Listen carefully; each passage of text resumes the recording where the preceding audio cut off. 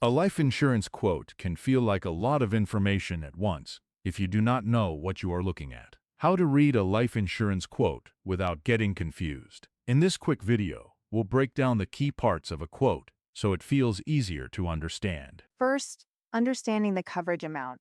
The numbers are not random. Quotes usually reflect age, health, product design, and how a specific company prices risk, which is why two offers can look very different. Second, reviewing the policy term and premium. When you know what is being measured, it becomes easier to compare apples to apples instead of reacting to one number without the full picture. Finally, looking at additional policy features. The bigger point here is not fear. It is making sure the people you care about have options, flexibility, and a little more breathing room if life does not go according to plan. And if you want the full explanation, the blog walks through the rest step by step. Thanks for watching. We hope this helped you understand a little more about how mortgage protection can keep your family and your home secure.